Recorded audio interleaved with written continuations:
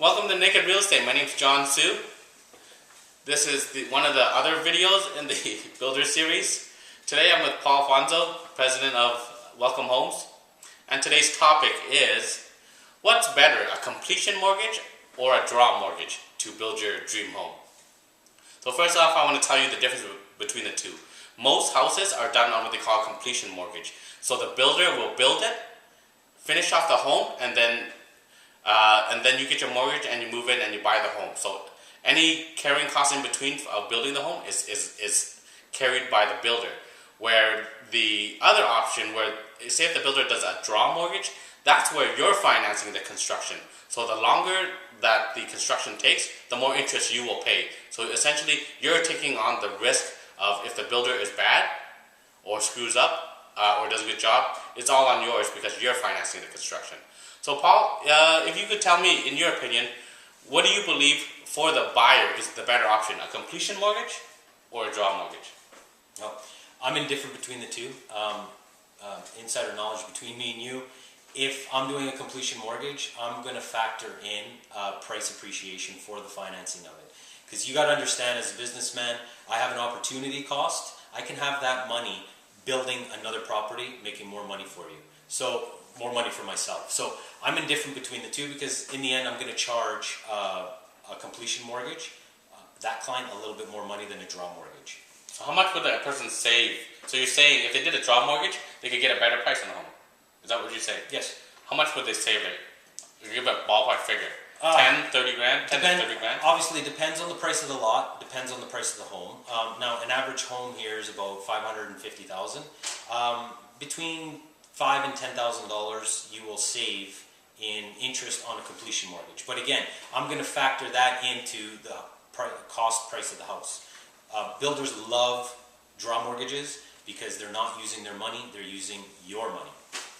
In my personal opinion, as a consumer and as a realtor, I would tell you for that $5,000 or $10,000 that you can put in the mortgage, let them have the headache of dealing with it because, yeah, it's not worth it. Like $5,000 or $10,000 is nothing in real estate. It's a good chunk of cash out of your pocket, but at the end of the day, when you're buying and selling real estate, it all goes in the mortgage anyways. And for the extra headache that you might encounter if you do run into the nightmare of a bad builder, I say it's not worth it at all. Like, I wouldn't even consider, personally for me, I wouldn't even consider a draw mortgage unless I was saving at least 30 grand. Mm-hmm.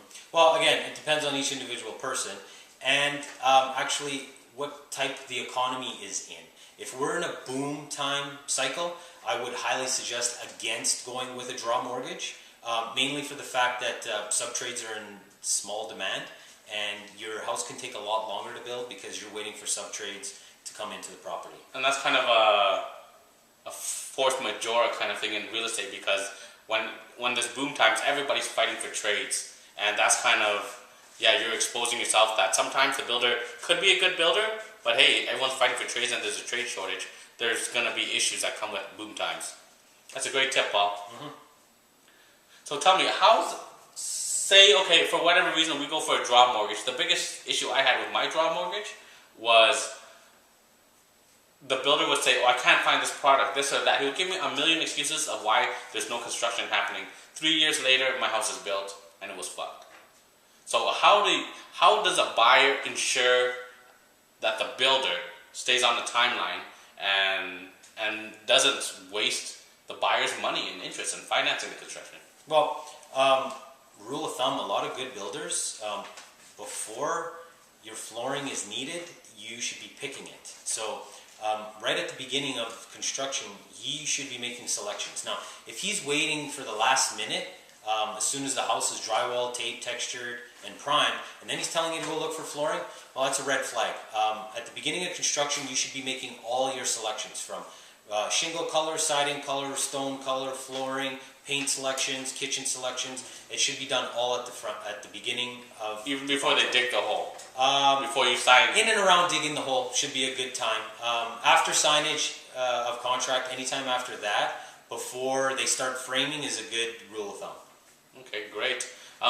So say construction's going and then all of a sudden for how long that a house sits there there's an issue. Like, say if I'm driving by, there's been nothing happening for a week. Is that an issue? Yes.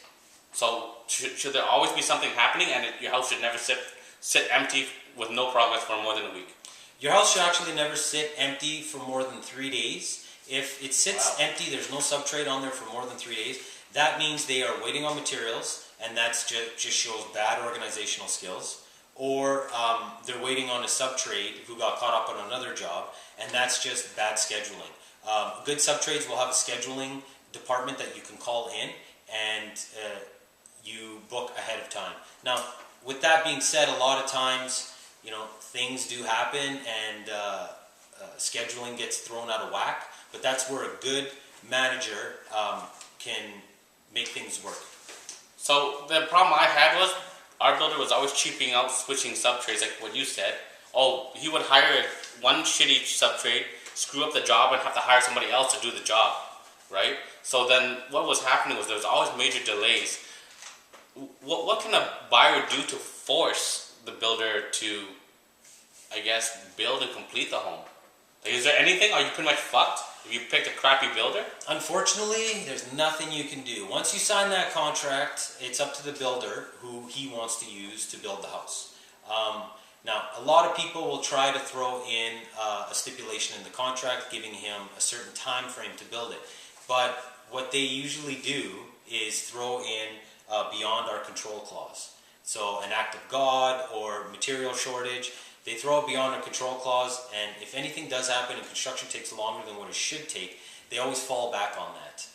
And I myself would not sign a contract without that clause, so I don't see too many builders not using that clause. So that's the builder's loophole that they build in for themselves to make up whatever reason they want to screw you over. So do builders actually go out and actually do that? No. But realize this, is they have that clause to screw you over. And yeah, you're kind of at their mercy when you get a draw mortgage. So pretty much, yeah, draw mortgage, in my opinion, bend over the kitchen island, because if he wants to, he's going to give it to you. No grease. Depends on who you're building with. I got it no grease twice. Like, it was a nightmare. But the builder did say, I'm much nicer than my ex-wife.